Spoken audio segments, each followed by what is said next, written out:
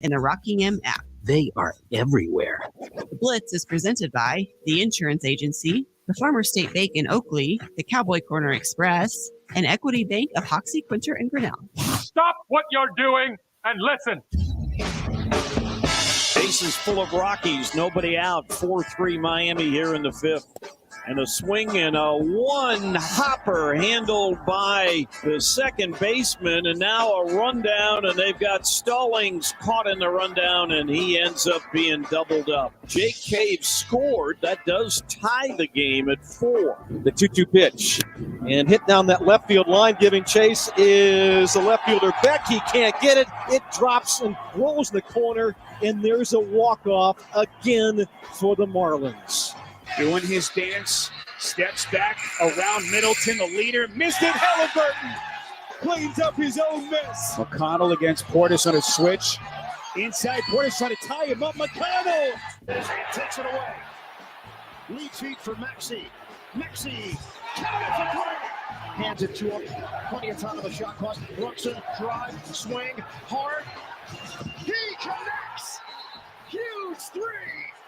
Next lead. How happy is your heart this morning, Christian? Is it a happy heart this morning? Did you stay up late and watch that super late East Coast game last night? Are you a happy man today? Everyone's talking like it's one of the best NBA playoff games in a very long time, Knicks and Sixers. But are they? I don't know. That's what I've read this morning. People are like, we don't want this series to end, but somebody had to win it at some point in time. Oh, yeah, absolutely. I mean, the best playoff series or game, no, but this, I told you when it was 3-1, this was one of the tightest, if not the tightest 3-1 series I had ever seen. And it almost doesn't do Knicks Sixers justice to watch it end in only 6 games. Feels weird to say only, but an OT game in there, and it feels like every single game has been down to the wire, and it's taken a play made in the late waning minutes of the fourth quarter or overtime to win a game in this series. And it was super, super exciting. Especially this last one. They were trading buckets down the stretch, a 40-piece from Brunson again. In 6 games, he's dropped 3 40 pieces in this series, and a 39-point double-double from Embiid sort of feels like a nice way to go out with such a fun series. Yeah, it probably would have been more fun if it could have gone to a game 7. Probably would have been a little bit more fun if that would have happened, but it wasn't. Knicks win 118-115 yesterday. Also, the Pacers taking down the Bucks, advancing in their series as well last night in the NBA. Kind of a semi-slow day yesterday in the world of sports overall, for the most part, until it picked up there at the nighttime with some NBA playoff action. But good Friday morning, everybody. It is the Morning Blitz here on 102.5 U-Rock, AM 730 Fox Sports Tri-State, of course, online, nwksradio.net, the Rockingham app, and, of course, video streaming available as well online through your favorite social media account, Facebook, Twitter, YouTube. Hit us up there. Also with our comments page. And the text line, of course, open at 785-899-2222. Today, we will do a little 3 up, 3 down. It is a fun Friday, so we'll have some 3 up, 3 down. Christian's a little bit upset, so he's got to look at yourself coming up here in a little bit. So we'll have Christian with a little look at yourself coming up at the end of the show as well. It's a little bit of local sports. You know, I still can't get over how busy Monday and Tuesday were. I mean, just jam-packed with local sports because of makeups and stuff we're trying to get in. And even this weekend is not as busy as Monday and Tuesday were in the local sports side of things. So we got a lot of things done those last two, this previous Monday and Tuesday. And but we got some local sports stuff to get to as well. Of course, the Rockies lose again in heartbreaking fashion. I feel bad. I know I've kind of poked fun at the Rockies a little bit here, but I feel bad now. Another walk-off loss to the Marlins.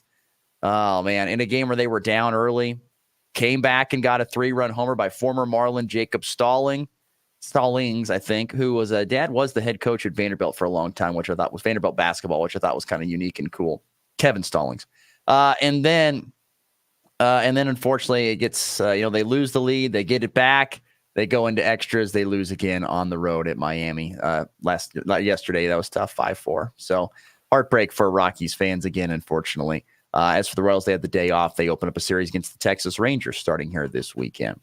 What were some of the big takeaways last night from the NBA? I mean, we all know that the Knicks, is it a big deal? Like, Knicks fans give off this impression that, oh my gosh, we haven't had any success in so long. We've been so bad for so long. That's the impression I kind of get when you read and watch the national media talk about the Knicks. Is that true? Is that true at this point in time? Is this series win such an elation for them that they've gotten out of the first round of the postseason? Yeah, I mean, it's a big deal. They've won a playoff series in back-to-back years for the first time. I can't remember the stat in a long, long time. And really, if you're going to phrase the question that way, I would go with the response that they sort of did this Pistons dance for a long time, and everyone likes to trash on the Pistons in Detroit sports, as they should. We're terrible. But for a long time, it wasn't how bad the Pistons were. It was how mediocre they were. It was sliding in around that 9 seed or fighting for that last playoff spot and finishing in the 10 seed, or sneaking in and grabbing that 7 or that 8 spot and then getting swept in the first round by the Bucks, by the Cavs. And it was almost this thing where when we actually embraced it and started losing, Pistons fans went, okay, at least we picked a direction and we're not just middling around pretending that we're contenders. And it feels like the Knicks have been doing that for a long time, where they're in a huge market. Their fans expect a lot. So every year they try desperately to, if you're listening, big quote, air quotes here, compete. They tried to compete, and they'd end up in the 6th spot, maybe up to the 5, but they'd end up in the 7, 8, 6 spot and go get destroyed in the first round because they were just so desperate to look like they were winning that they wouldn't commit to actually losing and get where the franchise needed to be. And it feels like now they've sort of done that. They've gotten to where this franchise needed to be. They can thank, of course, Mark Cuban for that, letting Jalen Brunson walk. And you remember, they're in the spotlight all the time. The Knicks are. Every decision is criticized or praised to the nth degree. When they signed Jalen Brunson, what was the first word out of everyone's mouths was negativity. It was he was overpaid. They shouldn't have given up this much for him. And even after he was playing at an all-NBA level, Becky Hammond, the former Spurs assistant Las coach, Vegas Aces and head coach, now Las Vegas Aces head coach, went to some sort of podcast and criticized Brunson, saying he can't be a first team, or not a first team guy. He can't be a team's first option at his height. He's just not big enough in the league right now. You need bigger wings to be those first options. He can't be the A1 guy. Dang it, if he's not an A1 guy right now, I don't know what is. 340 I feel like pieces. it's been his coming out party this year. Like, it absolutely I don't. has. No offense to him, but I don't feel like many people probably knew how good a player he was or could be until this last bit of the regular season and now into the first round of the postseason. I always am surprised when you say stuff like that, but then it's like, you're probably right. I only knew him because I'm like this NBA nerd that follows it way too close. You're probably right that no one really knew how good he was. Because remember, for a long time, he was coming off of the bench for the Mavericks, and they did not see his potential. Obviously, Luka did, and some of the players, but in terms of a franchise standpoint and paying him the money, he was worth it. He's playing at a first-team All-NBA level.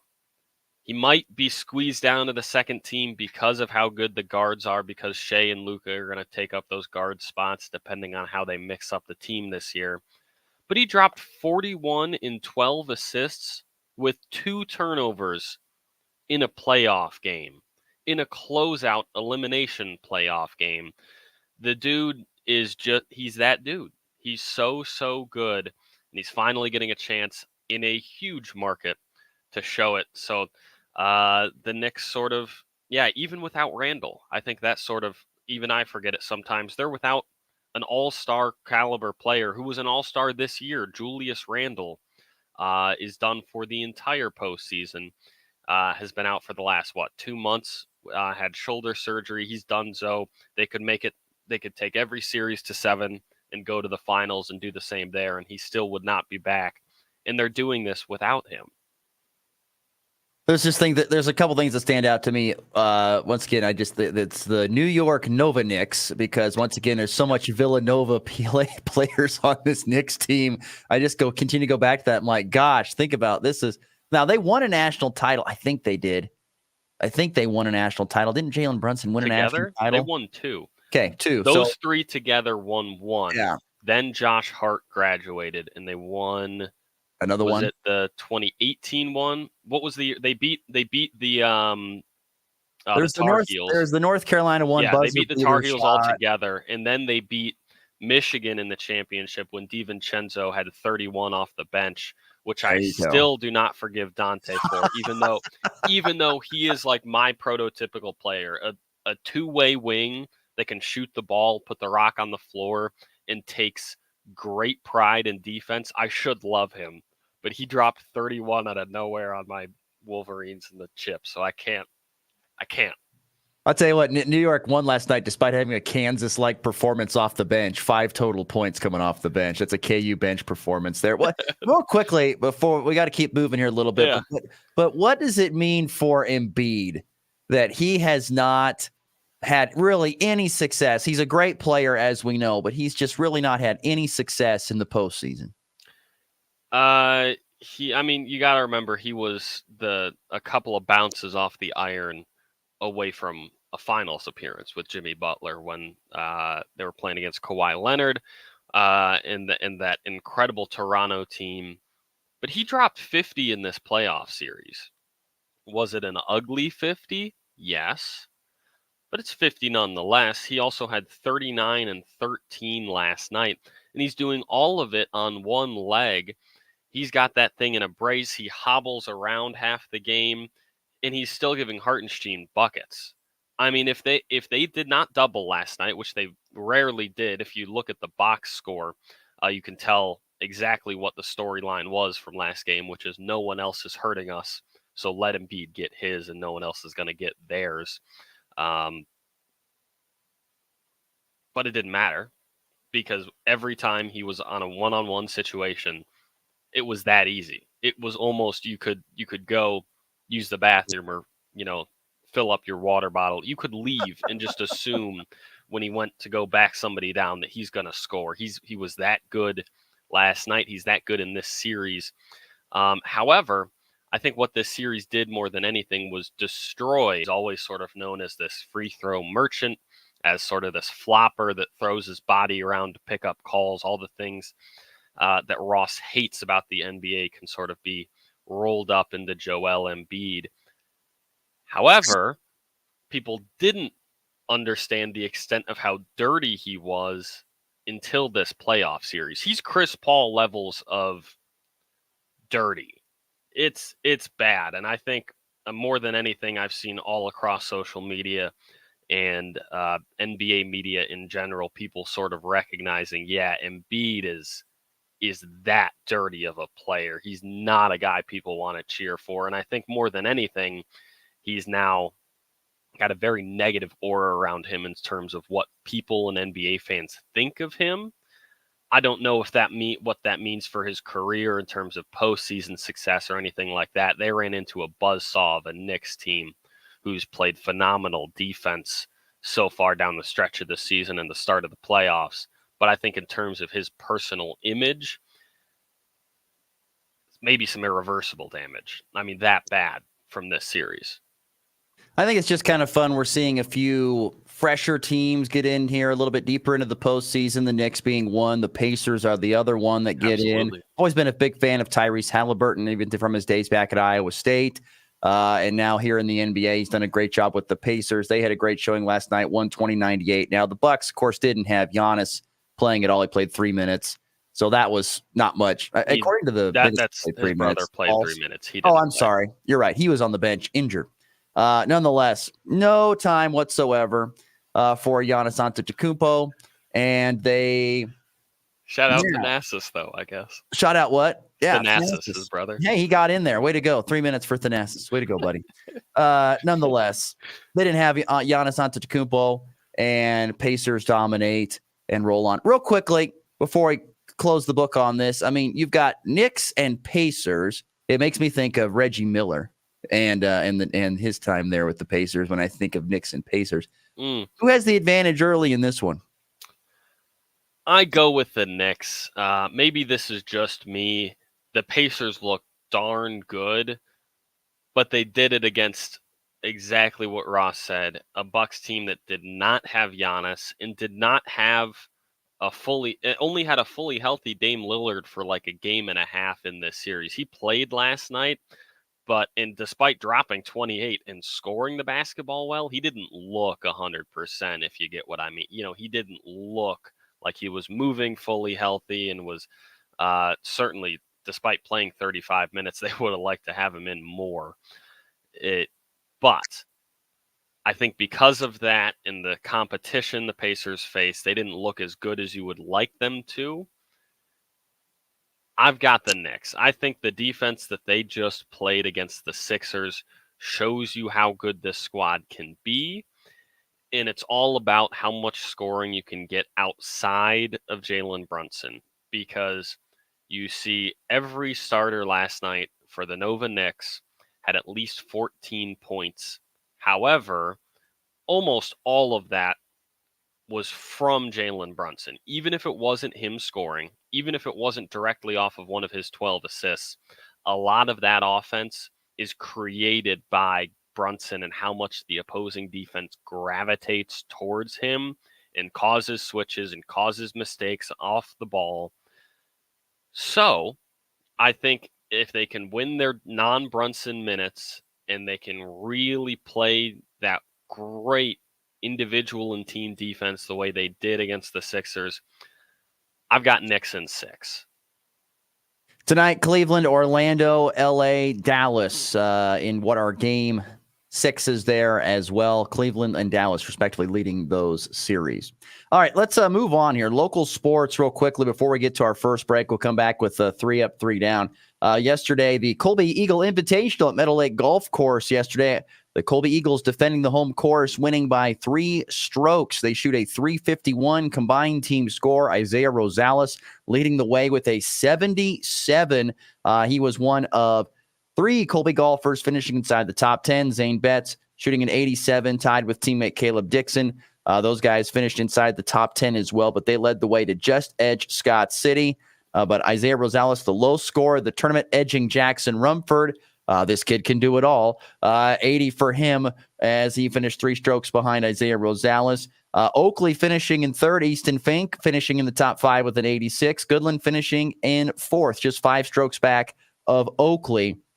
Barrett Schlosser finishing in the top 10 with an 88. Braden Bergsman right there with him with an 88 as well. So Colby beating Scott City by 3 strokes, then a little bit of a distance between 2nd and 3rd, but pretty tight there between 3rd and 4th. And you look down at 5th, 6th, and 7th was decided by a combined total of 2 shots.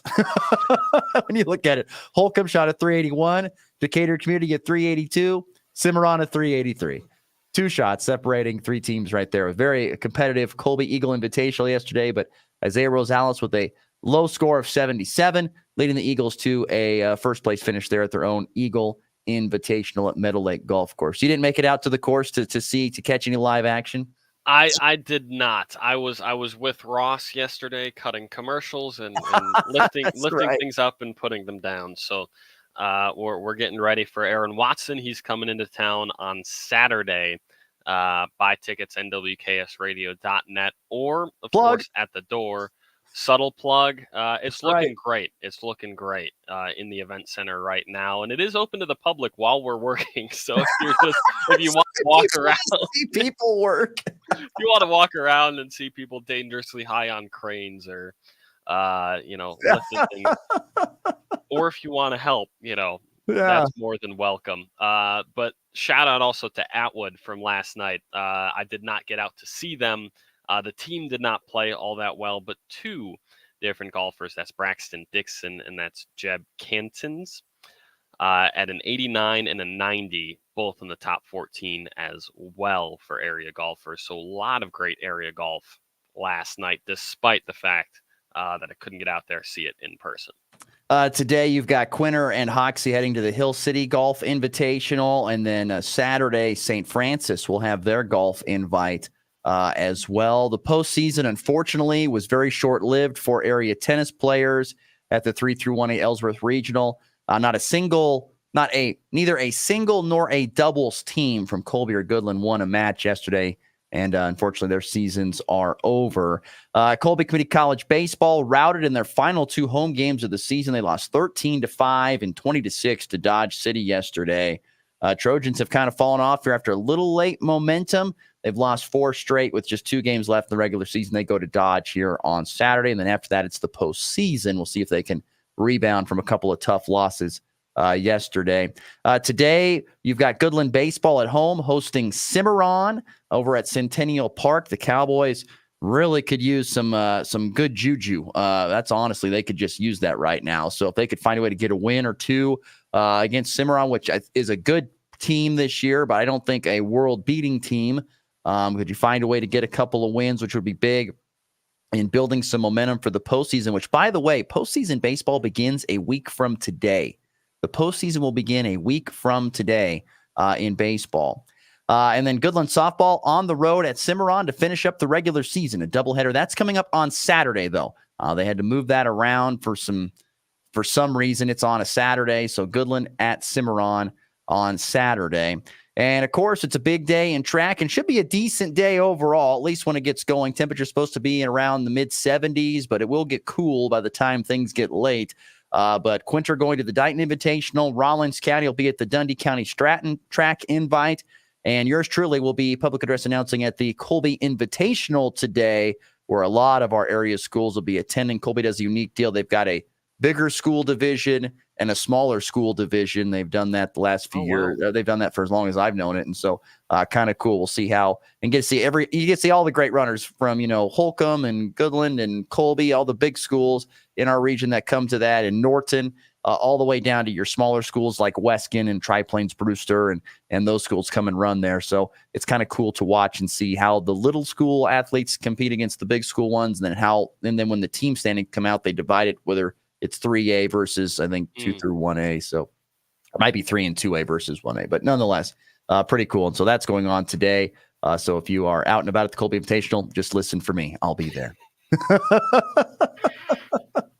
The best part of any sporting event is listening for Ross Volkmer. I don't think that's the truth there. I think that's a false statement on the part of Christian Peck-Dimit. Okay, let's get to a break. When we return, it's a Friday fun day. We'll have a little fun with some 3 up, 3 down next. And, of course, Christian's got something on his mind or something stuck in his craw that he's got to let go of later in the show. We'll get to that next. But up next, of course, is 3 up, 3 down here on the Morning Blitz. Now your ideas don't have to wait. Now they have everything they need to come to life. Dell Technologies and Intel are creating technology that loves ideas, loves expanding your business, evolving your passions. We push what technology can do, so great ideas can happen right now.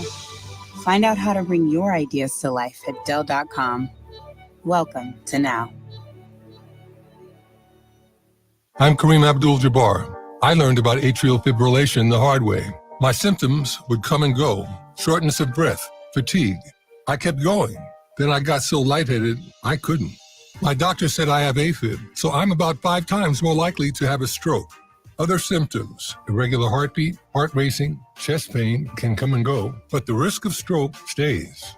If you have symptoms, tell a doctor. Visit notimetowait.com. Sponsored by Bristol-Myers Squibb and Pfizer. Good morning, this is Kate Thompson with the Anderson Street Group. Today is Friday, May 3rd, and on the overnights last night, July corn higher at 5.5, 4.65 1/4. September up 4 3/4 at 4.71 3/4. December up 4 1/4 at 4.83 3/4, and March corn up 3 3/4 at 4.96. July soybeans on the overnight traded higher 10 at 12.09. August up 8 3/4 at 12.08 1/4. September up 6 1/4 at 11.92, and November beans up 5 3/4 at 11.93 1/2. Chicago wheat, the July contract higher 13 1/2 at 6.17 3/4. September up 13 3/4 at 6.38. December up 12 3/4 at 6.63 1/4. March up 12 at 6.83 1/2. Kansas City wheat, the July contract higher on the overnight 14 3/4 at 6.51 1/4. September up 14 3/4 at 6.64 1/4. December up 14 1/4 at 6.85, and March hard wheat up 13 1/2 at $7. On the stock market this morning, the Dow up 490 at 38,866. The S&P up 55 at 5,147. The Nasdaq up 267 at 17,917. Gold higher 70 cents an ounce at 2,310, and crude oil up 7 cents a barrel at 79.02. If you have any questions about marketing grain or would like to talk about risk management options, or in our Kansas City office at 913-748-3000. There are a lot of inconsistencies when growing soybeans. The soil, the weather, the market. You need something you can count on, like Revitech fungicide from BASF. It consistently outyields other fungicides by up to 9.5 bushels per acre, consistently wins in on-farm head-to-head comparisons, and consistently makes for happy farmers. Revitech fungicide. Visit revxfields.com for full results. Always read and follow label directions. Yield data based on summary of 2019 through 2022 Revex field scale demonstration trials. The weeds are coming! The weeds are coming! Hey, au revoir. This whole midnight ride thing is getting really... But the HPPD-resistant weeds are coming. We've got Verdict herbicide. Verdict herbicide? Yeah, it's a non-HPPD corn pre-herbicide from BASF. Oh, well then, get some sleep. Yeah, will do. The weeds are coming! Switch to Verdict herbicide! Always read and follow label directions! Challenge. It's not something you shy from. It's a chance to up your game. Every day brings a new challenge, but with the enhanced Channel Seed brand on your side, you can rise to it. With our top-performing seed, innovative digital tools, and expanded agronomic support, you can turn tomorrow's challenges into your next advantage. Your enhanced Channel Seed brand. Let's rise to the challenge. Learn more at channel.com/rise. Read and follow pesticide label directions, IRM, grain marketing, and other stewardship practices. Your livelihood is important to you. You work hard to succeed in your farming operation, crop, livestock, home, vehicles, and special needs. We have you covered. Discounts are available for new business, remodeling, hail-resistive roofing, multi-policy, and many more. Optional coverage endorsements as well for machinery ingestion and equipment breakdown. Umbrella coverage for additional coverage on your home, farm, and auto. See the girls at the insurance agency at 1020 Main in Goodland, or call 785-899-5011. You're tuned in to the Morning Blitz All they do is sit around and talk. on 102.5 You Rock and the Rocking M app. I'm a man on a mission. I'm a man on a mission. Continuing here on a Friday morning, 8:38 Central, 7:38 Mountain Time. Glad you're listening to the Morning Blitz or watching it, no matter which way you're doing so. Thank you for making us part of this sunny start to a Friday. Going to be a little windy today. High is of 76. Could be some wind-aided 100-meter dashes out there today at the Colby Invitational. We'll see. I don't know which way the wind's going to be blowing. I have no clue. But sun's out shining, and I think there's even the chance of some rain and some more severe thunderstorms for those out there. So please keep that in mind here on this Friday as we push through. Just don't hail in Colby. I don't need to get hailed on while I'm there. No athletes need to be harmed in the making of this track meet. We don't need that to happen at all. There is some rain in Colby. Some of that rain and some light storming that Ross mentioned is coming to Colby and sort of to our area, but not until later, at least based on the info that I have or have gotten. I saw it's possible from like 5 to 1 Central. I think that's what I saw. And maybe I'm over in Colby. It's going to get real windy early, but the rain and the storming not until like 10, 11 tonight. So that's good at least. Hopefully so. All right. It's a Friday. We like to have a little bit of fun on the Friday and play a little bit of fun and have some games. So today's edition, it's time for some 3 Up, 3 Down. 3 questions. Let me ask you something. 3 answers. Answer the question. It's 3 up, 3 down. on the Morning Blitz. If you don't mind, I'd like to lead off here. Go for it. So I do wait before we start. Oh. And hopefully this won't count as one of my questions. We've done it twice now. 3 up, 3 down. Great game. Are we doing 1, 2, 3, 1, 2, 3, or all? We can alternate. Alternate will be fine. And from this day forward, we'll just alternate. Okay, so that'll answer that question. That's not counting as mine. That does not. Last night, Patrick Beverly was talking to the media, and he shut out a very well ESPN reporter saying because he does not listen to she does not subscribe to his podcast that she cannot ask him a question, which is absolutely horrific. I hated that. Oh, it's terrible. I feel bad.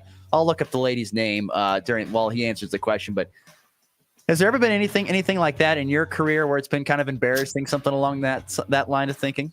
That's a great question. I bet you there has, and I'm forgetting it.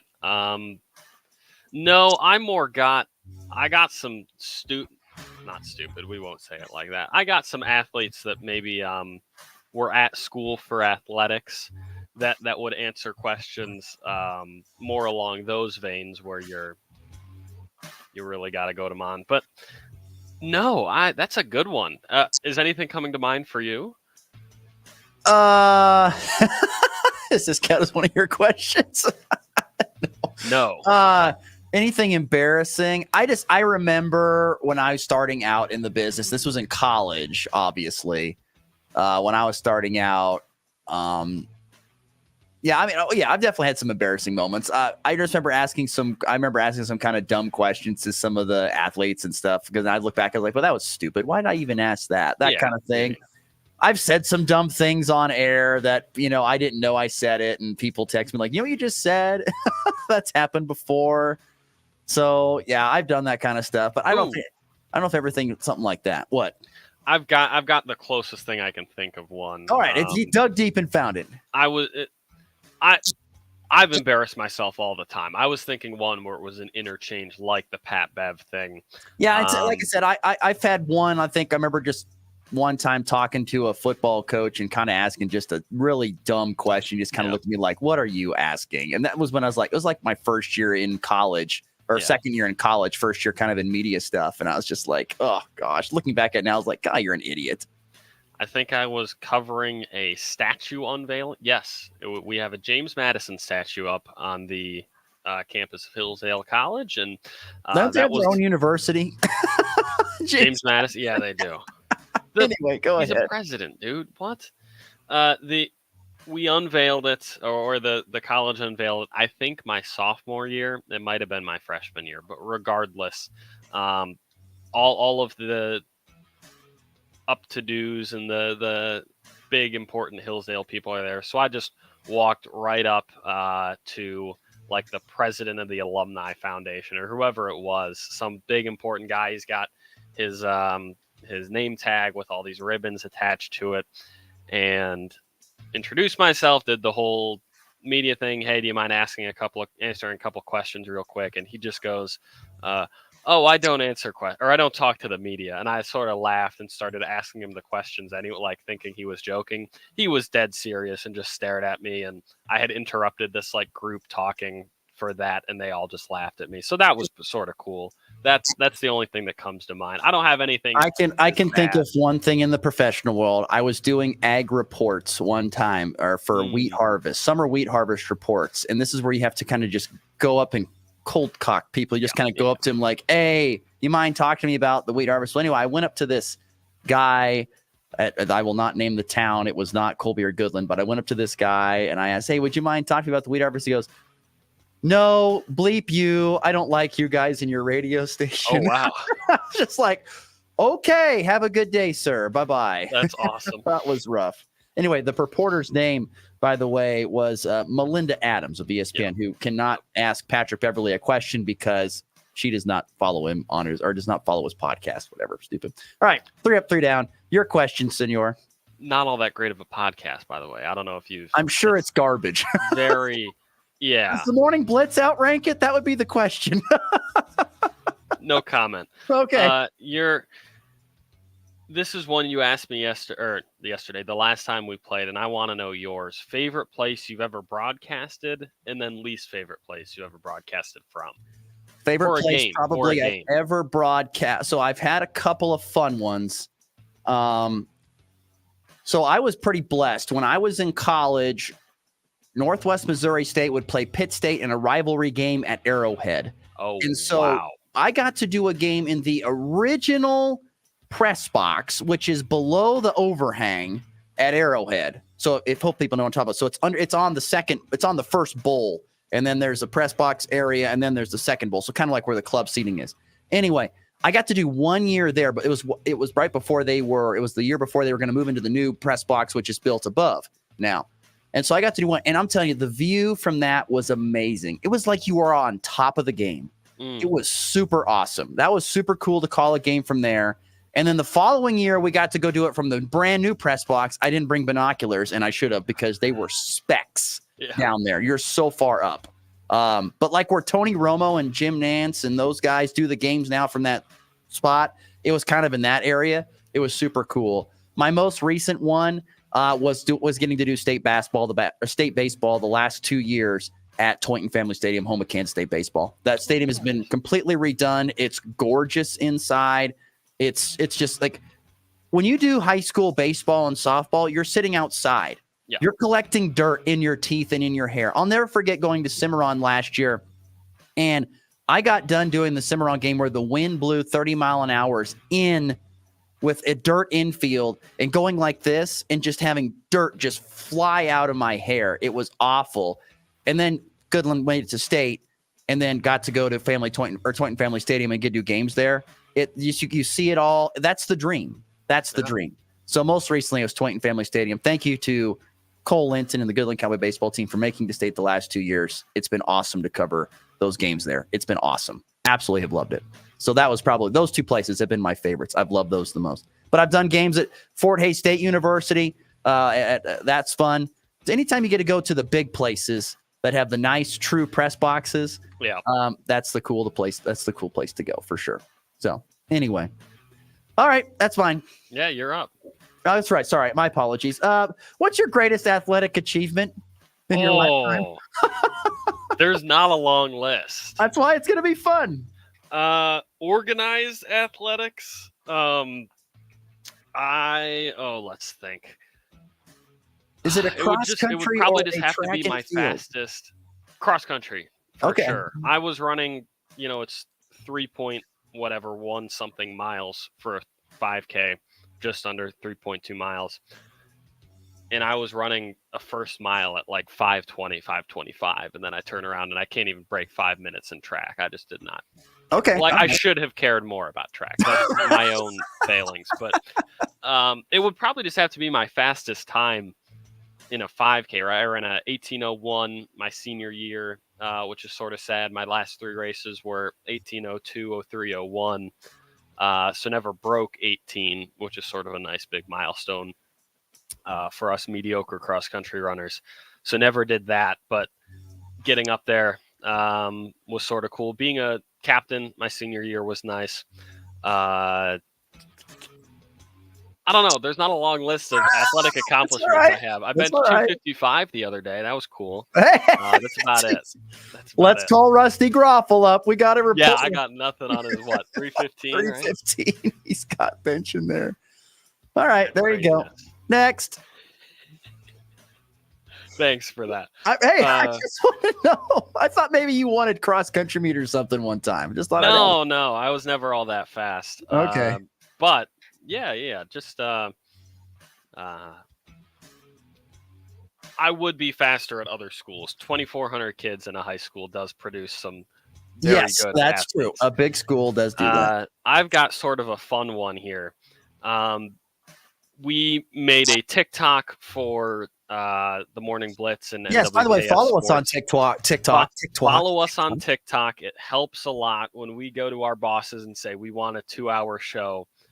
We can show them all the followers we have, so that's helpful. Subscribe to us on YouTube, on Facebook, on Twitter, and now on TikTok. But in the process of making that this week for us, you told me you've never had a TikTok, and Just an FYI, people usually on TikTok have a niche, a thing that they post a lot.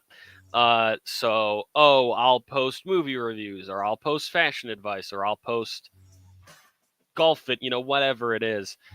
If Ross Volkmer wakes up tomorrow morning, the Lord so inclines him as to make a TikTok, what would be your niche?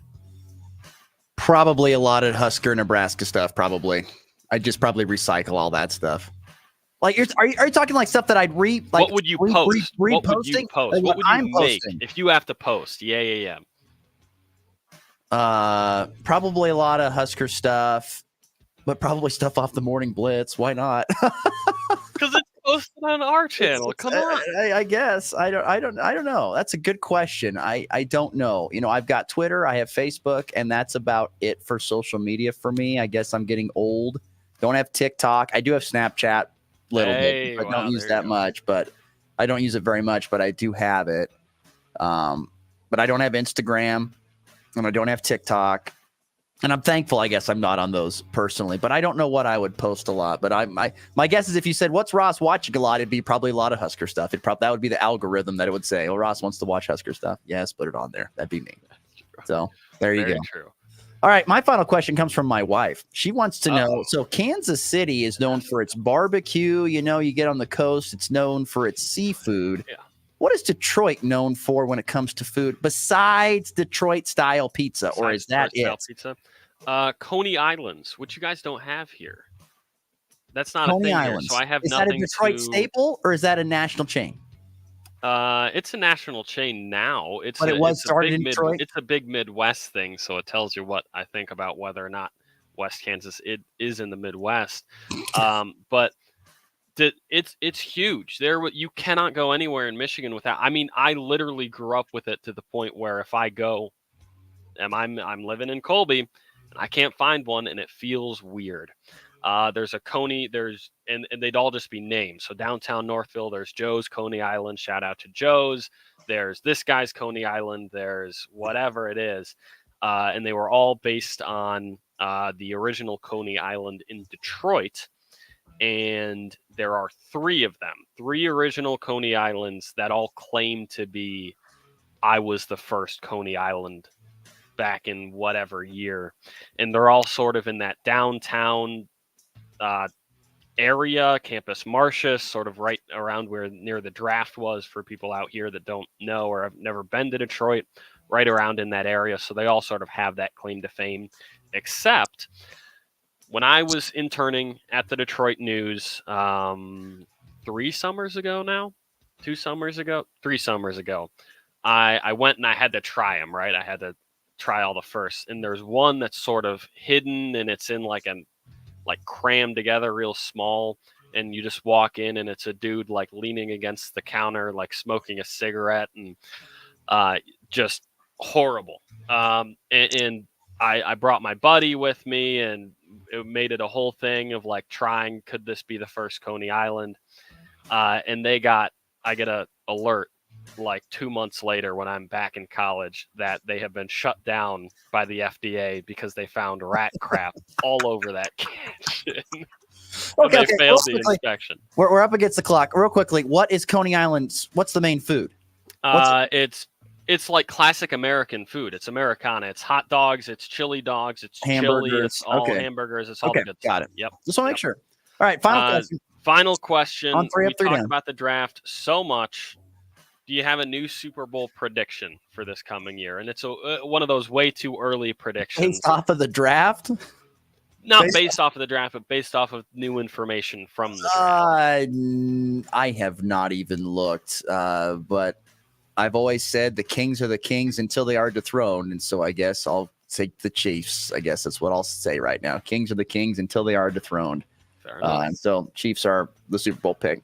All right, there you go. That's 3 up, 3 down here on the Morning Blitz. Let's get to break. We'll come back. Christian's got something stuck in his craw, and he's got to let it out. We look at ourselves next. Thanks for calling Discover. This is Diego. Hi, Diego. It's Jennifer Coolidge. I just want to say your cashback match makes me feel so special. It really inspired me. That's great. Doubling the cashback you've earned at the end of your first year is what we do. Well, I'm doubling everything now. Double dating, double dipping, double feature, double header, double whammy. Basically double or nothing. You earn, we match. Discover Cashback Match. See terms at discover.com/creditcard. Agriculture, a hard-working industry built by a labor of love, blood, sweat, and tears. An industry that is constantly changing at an increasing rate with not enough hours in the day. Nutrien Ag Solutions is here to help carry the burden by offering multiple financing options, in-depth soil health and productivity analysis, field-by-field seed recommendations, and industry-leading services. Nutrien, working smarter and harder. Contact your local Nutrien today. The Farmers State Bank of Oakley has been financing agriculture since the day we opened our doors.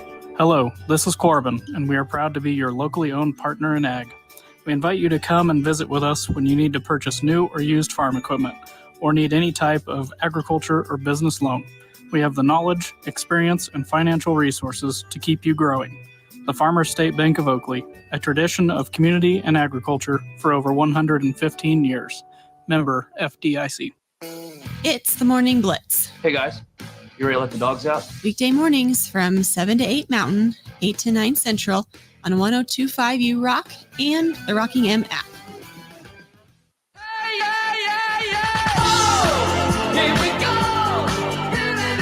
I tell you, I was just reading some more news on Patrick Beverly. He had a great night last night. He not only, of course, belittled Melinda Adams, he also chucked a basketball at a Pacers fan. It's a good night for Patrick Beverly. Good for him. We love us some Patrick Beverly. I don't know What if a I do. prick. Can you ask me answer a quick question for me here?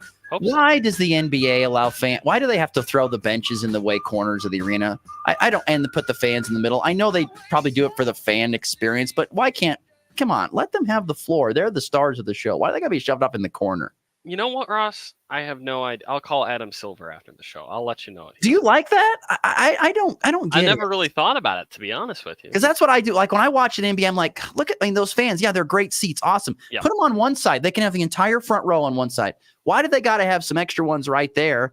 And then the players, the players are shoved off in the corner. I don't. Yeah, I couldn't. I don't get that. I don't understand why that is in the NBA. Anyway, Christian has got some stuff on his mind that he's got to let go. So there's no better time than to look at yourself than right now. Growing up in Nebraska, Ross played football for a man named Mark Roeder. And Coach Roeder was known for his interesting phrases. We're like butter. We're on a roll. Why aren't you? What are you doing? What are you doing? Well. But the one that sticks out the most with his former players is, Look at yourselves. it's time to look at who has done wrong with, Look at yourself. All right, you wanted it, and you got it, sir. The floor is yours. Shout out Janessa, featured twice in today's podcast or episode. With an eye roll. I don't know what that means. I rolled at myself because I said podcast on accident. Anyway, Not a go ahead. podcast. We're a radio show. Look at yourself. The Philadelphia 76ers in their ownership group. The Knicks, obviously, the stadiums, the Knicks and the Sixers in the series that just ended are about 2 hours away, whether you're taking a train or a car, 2.5 hours away. And so what does that mean? It means that all of these big, huge Knicks fans want to come down and watch their Nova Knicks play in Philly. So games 3 and 4, the stadium in Philly was so packed with Knicks fans that in the middle of a Jalen Brunson absolute masterclass, he's getting MVP chants in Philly. So loud that you can hear them on the broadcast. So loud they're filling up this arena. So what does the ownership group respond by doing? This is Josh Harris. This is David Blitzer.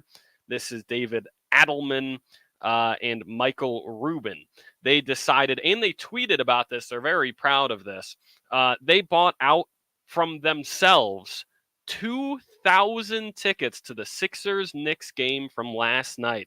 And then they went around Philly handing them out. Now, some of the people they handed them out to, first responders, healthcare professionals, that's awesome. But look at yourself. You got to buy tickets from yourself to your own game and then literally hand them out for free in an elimination game of the playoffs because you can't fill your own arena with actual fans to your franchise. Look at yourself, the Philly ownership group. Look at yourself. There you go. Look at yourself here on a Friday. Let's get to the walk-off. A 3-run walk-off home run. A game-winning walk-off with a walk-off. His second walk-off hit of the season. In walk-off fashion. That baby's go. Yesterday was a day, a lot of declines in fifth-year options or pickup of fifth-year options in contracts. One of them impacted the Kansas City Chiefs. They are going to decline the fifth-year option of wide receiver Kadarius Toney. So 13 games, 27 catches, 169 yards, and a touchdown. He will not be back in 2025 for the Kansas City Chiefs, at least on that fifth-year deal. So he is done. Of course, another reminder that we got Royals baseball on the radio waves tonight. First pitch time, 6:40 Central Time. It is Royals and Rangers. Of course, KC coming off a win over Toronto. The Rangers have won two of their last two series over the Nationals and the Reds. Christian, are you excited to go lift more items today for Aaron Watson? I am. I actually am. I mean, it's not too bad. It's the biggest concert since I've been here, so it's all this setup and all this takedown that I've never done before. But you know, the mindset gets away from you a lot. But the Lord put breath in my lungs this morning. Can't complain about anything. We also have a comment on the live stream. AJ's watching from Grinnell. We've got texts on the shout out AJ. We've got texts on the text line asking about 2-hour shows. When will we get one? Because whenever we can convince our bosses that we can have one. It's in the process, guys. It's in the process. I'll just put it that way. All right. That'll do it for us today. Thanks to all those who listen. Shout out note, Christian and I will be at the Goodland Health Fair tomorrow. So stop by and see us. We'll be there tomorrow. So stop by and see us at the Goodland Health Fair. For Christian, I'm Ross. See you next Monday. KKC.